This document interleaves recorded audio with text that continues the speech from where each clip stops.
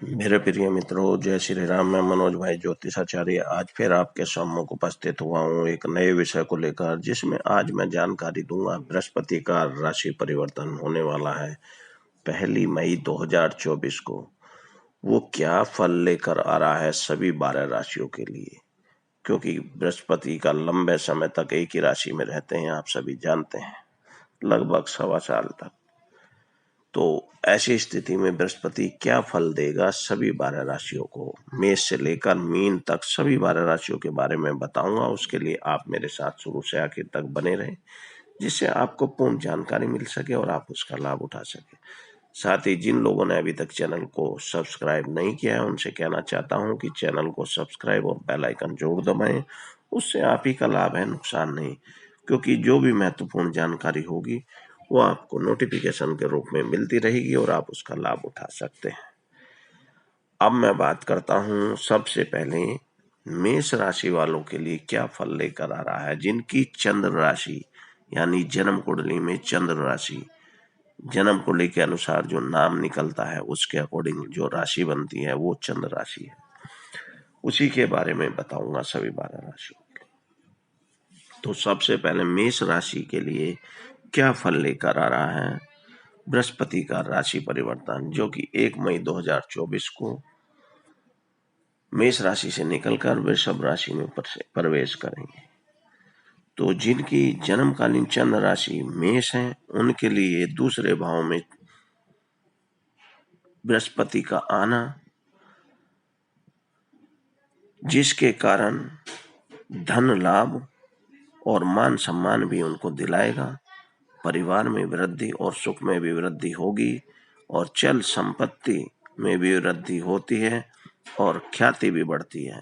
शुभ कार्य होते हैं, विवाह अथवा पुत्र जन्म का सुख भी मिलता है, स्वास्थ्य भी अच्छा रहता है, मौज मस्ती का समय रहता है और शत्रुओं पर विजय प्राप्त होती है और नौकरी से में लाभ भी मिलता है। ऐसी स्थिति बनाएगा मेष राशि वालों के लिए। अब मैं बात करता हूं जिनकी जन्मकालीन चंद्र राशि वृष है, उनके लिए प्रथम भाव में बृहस्पति का आना कई कठिनाइयों का सामना कराता है और भय परेशानी की स्थिति भी रहती है और मान हानि की भी आशंका बनती है। कारोबार में भी उनके रुकावटें आती हैं और प्रगति नहीं होती। सरकार की ओर से भी कष्ट होता है और कार्यों में विलंब होता है। सुख में कमी आती है और परेशानी का वातावरण बना रहता है। आर्थिक हालात बिगड़ जाते हैं, यात्रा में परेशानी और कष्ट होता है, बुद्धि काम नहीं देती और परीक्षा में निराशा होती है, बाहर रहना पड़ता है और स्वास्थ्य की चिंता भी रहती है। ऐसी स्थिति बनती है वृष राशि वालों के लिए, जिनकी जन्मकालीन चंद्र राशि वृष है। अब मैं बताता हूँ मिथुन राशि वालों के लिए क्या फल लेकर आ रहे हैं बृहस्पति देव, जिनकी जन्मकालीन चंद्र राशि मिथुन है। उनके लिए गुरु का 12वें भाव में आना खर्चा अत्यधिक होता है उनका और मानसिक परेशानी भी होती है। यात्रा में भी कष्ट होता है और परेशानी उठानी पड़ती है। संतान विशेषकर पुत्रों से अलग रहना पड़ता है।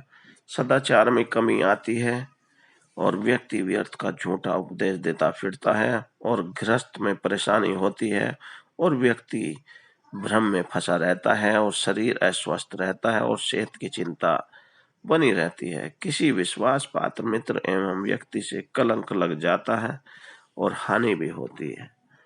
ऐसी स्थिति बनती है मिथुन वालों के लिए। अब मैं बात करता हूँ कर्क राशि वालों के लिए क्या फल लेकर आ रहा है। जिनकी जन्मकालीन चंद्र राशि कर्क है, उनके लिए गुरु का 11वें भाव में आना मान यश में वृद्धि कराता है। मनोकामना भी पूर्ण होती है और सुख भी मिलता है। धन लाभ होता है और वृद्धि होती है। नौकरी में भी पदोन्नति का अवसर प्राप्त होता है। व्यवसाय में भी वृद्धि होती है। उत्तम सुख की भी प्राप्ति होती है। वैभव विलास के पदार्थ भी प्राप्त होते हैं। संतान पुत्रों और राज्य अधिकारियों से भी सहायता सुख मिलता है। शुभ कार्य होते हैं और परिवार में वृद्धि होती है। विवाह अथवा पुत्र जन्म का अवसर आता है और समस्त कार्यों में सफलता मिलती है। यात्रा से लाभ होता है और विदेश से संपर्क बनता है और मन प्रसन्न रहता है। और रति की वृद्धि होती है। ऐसी स्थिति बनेगी कर्क राशि वालों के लिए। अब मैं बताता हूँ सिंह राशि वालों के लिए क्या फल लेकर आ रहे हैं बृहस्पति। जिनकी जन्मकालीन चंद्र राशि सिंह है, उनके लिए बृहस्पति का 10वें भाव में आना सेहत और धन पक्ष से निराशा ही मिलती है, और बुजुर्गों की सेहत भी बिगड़ जाती है। घर से बाहर रहना पड़ता है और धन की हानि होती है और मान सम्मान में कमी आ जाती है। पिता संतान के लिए कुछ नहीं कर पाता, चाहता हुआ भी कोई लाभ नहीं दे सक पाता। इस अवधि में दीनता की प्राप्ति होती है और कार्यों में सफलता नहीं मिलती। कार्यों में विलंब होता है और कार्य जो होते हैं वो उनमें भी रुकावट आ जाती है और कोई प्रगति दिखाई नहीं देती। मन उदास रहता है और कोई रास्ता नहीं सूझता। ऐसी स्थिति बनती है सिंह राशि वालों की। अब मैं बात करता हूँ कन्या राशि वालों के लिए क्या फल लेकर आ रहे हैं। जिनकी जन्मकालीन चंद्र राशि कन्या है, उनके लिए गुरु का 9वां भाव में आना मान सम्मान बढ़ता है और बड़ों बुजुर्गों से आशीर्वाद भी प्राप्त होता है। धन में भी वृद्धि होती है और संतान व पुत्र सुख मिलता है। भाग्योदय के लिए यह अच्छा समय होता है। परिवार में वृद्धि होती है और विद्या में लाभ मिलता है और उच्च शिक्षा की भी प्राप्ति होती है। नौकरी में भी पदोन्नति का अवसर मिलता है और प्रत्येक कार्य में सफलता मिलती है।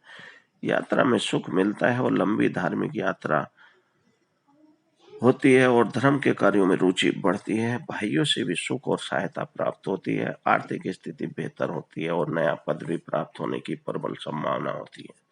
ऐसी स्थिति बनती है कन्या वालों के लिए।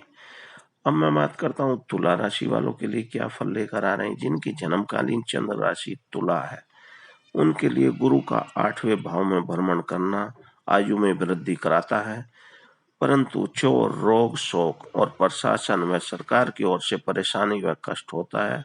शारीरिक कष्ट भी झेलना पड़ता है और धन और व्यापार आदि में हानि होती है। नौकरी घटने तक की नौबत आ जाती है। संतान एवं पुत्र से विरोध का सामना करना पड़ता है। लंबी यात्राएं होती हैं परंतु परेशानी झेलनी पड़ती है। गलत शब्द कहने पर या बोलने से हानि उठानी पड़ती है। बाबा का स्वास्थ्य भी बिगड़ने की संभावना रहती है। कोई असुखद घटना के घटने की भी आशंका रहती है। स्वयं विश्वास की चिंता में से ग्रस्त रहता है। ऐसी स्थिति बनती है तुला वालों के लिए। अब मैं बात करता हूँ वृश्चिक राशि वालों के लिए क्या फल लेकर आ रहे हैं गुरु। जिनकी जन्मकालीन चंद्र राशि वृश्चिक है, उनके लिए गुरु का 7वें भाव में आना महिलाओं से सुख मिलता है। घर में शांति रहती है और सुख मिलता है, परंतु फिर भी कोई कमी अनुभव होती रहती है। सब कुछ होने पर भी संतुष्टि नहीं मिलती। सवारी का सुख भी मिलता है और विवाह प्रस्ताव प्राप्त होते हैं और शादी की प्रसन्नता होती है और धन तो बहुत होता है परंतु शांति की कमी रहती है। स्त्री लाभ देने वाला चाहे तो उससे लाभ नहीं दे पाती। अगर वो चाहती भी आपकी स्त्री कि आपको लाभ दें तो तब भी नहीं दे पाती और आमतौर पर गृहस्थ खराब ही रहता है। रिश्तेदार संबंधियों से भी नहीं बनती। पुत्र आदि से भी मन मुटाव रहता है। सरकारी कर्मचारियों का डर रहता है और चोरी आदि का भय रहता है। धन की गति रुक जाती है और कार्यों में सफलता भी बहुत दौड़ धूप से ही मिलती है। जातक को बहुत परिश्रम करना पड़ता है और स्वयं सभी कार्य करने पड़ते हैं। कोई अन्य काम नहीं आता। यहाँ गुरु गृहस्थ में परेशानी देता है और धन की कोई कमी नहीं रहती, परंतु आखिर में धन मिट्टी हो जाता है। यदि जातक इस अवधि में किसी साधु के साथ रहने लगे तो घर अवश्य बर्बाद हो जाएगा। ये आपको ध्यान रखना है। अब बात करता हूं मैं धनु राशि वालों के लिए क्या फल लेकर आ रहे हैं बृहस्पति। जिनकी जन्मकालीन चंद्र राशि धनु है, उनके लिए 6ठे भाव में आना, 6ठे भाव में गुरु का भ्रमण करना, दौड़ धूप लगी रहती है और मानसिक परेशानी होती है। संघर्ष करने पर भी सफलता नहीं मिलती। धन की कमी महसूस होती है। सरकारी कर्मचारी से विरोध का सामना करना पड़ता है। संतान और विशेषकर पुत्र आदि से भी वैमनस्य रहता है और सेहत की चिंता लगी रहती है और कई तरह के रोग पैदा होते हैं। पेट और जिगर विकार तंग करते हैं और पथरी की भी संभावना रहती है। ऐसी स्थिति बनती है। धनु वालों के लिए अब मैं बात करता हूँ मकर वालों के लिए क्या प्रभाव लेकर आ रहे हैं गुरु। जिनकी जन्मकालीन चंद्र राशि मकर है उनके लिए पंचम भाव में गुरु का आना सुख और आनंद में वृद्धि करता है। प्रत्येक कार्य में सफलता मिलती है। नई नौकरी पद की प्राप्ति कारोबार में उन्नति होती है और विकास कार्यों में भी सफलता मिलती है। हर एक कार्य सरलता से हो जाता है। कोई पक्का लाभ भी मिलने की प्रबल संभावना रहती है। पुत्र सुख मिलता है और परिवार में वृद्धि होती है। गृह में शुभ मांगलिक कार्य होते हैं और प्रसन्नता का माहौल बना रहता है। बुद्धि सूझबूझ और तर्क शक्ति से आपकी सोच बढ़ती है और तर्क शक्ति भी आपकी बढ़ती है और सद्गुणों में भी वृद्धि होती है और किसी अच्छे और लाभकारी प्रोजेक्ट में निवेश होता है। सुख समृद्धि होती है। लाटरी सट्टा आदि में भी भविष्य के व्यापार आदि में लाभ की संभावना रहती है। ऐसी स्थिति बनती है मकर वालों के लिए। अब मैं बात करता हूँ कुंभ वालों के लिए क्या फल लेकर आ रहे हैं। जिनकी जन्मकालीन चंद्र राशि कुंभ है उनके लिए गुरु का गोचर चौथे भाव में होने के कारण परेशानी और अशांति का वातावरण बना देता है और सरकार की ओर से कई प्रकार का डर लगा रहता है।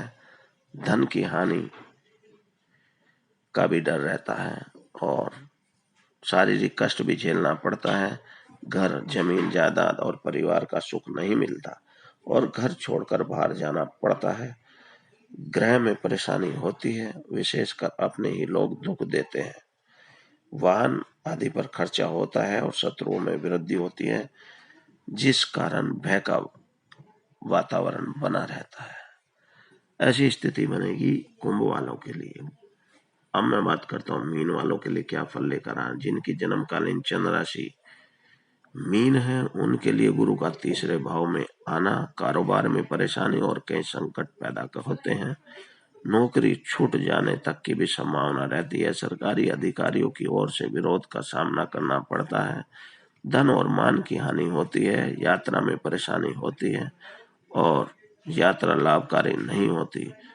शारीरिक पीड़ा होती है और परिजनों से विवाद का डर रहता है। अस्थिरता का माहौल बना रहता है। ऐसी स्थिति बनती है मीन राशि वालों के लिए। तो मेरे मित्रों दोस्तों मैंने आज जो जानकारी दी है गुरु का राशि परिवर्तन क्या फल लेकर आ रहा है जो साल भर साल सवा साल तक चलता है वो क्या फल देगा उसके लिए जिन लोगों के लिए अच्छा बताया है मैंने वो इस समय का सदुपयोग करें और जिनके लिए परेशानीदायक है वो बृहस्पति के मंत्रों का जाप करें बृहस्पति के उपाय करें जिससे उनको लाभ मिलेगा और परेशानी से राहत मिलेगी। तो मेरे मित्रों दोस्तों मेरे विचार से जो बातें मैंने बताई हैं वो सभी समझ में आ गई होंगी। फिर भी अगर कोई डाउट पर्सन हो मन में या कोई कुंडली दिखानी या कोई पूछना है तो आप मेरे चैनल के कमेंट बॉक्स में लिख कर भेज दें। जो भी पर्सन होगा मैं उसको देखकर आपका उत्तर जरूर दूंगा। साथ ही जिन लोगों ने लास्ट में फिर कहता हूँ अभी तक चैनल को सब्सक्राइब नहीं किया है चैनल को आज सब्सक्राइब करना न भूलें और बेल आइकन भी दबाएं जिससे आपको नोटिफिकेशन के रूप में सारी जानकारी मिलती रहे और आपको लाभ हो सके और अच्छी लगने पर जरूर दूसरों को भी शेयर करें। इन्हीं सभी बातों के साथ अब मैं अपनी वाणी को विराम देता हूँ। कल फिर मुलाकात करेंगे ऐसे ही एक नए विषय को लेकर। जय श्री राम।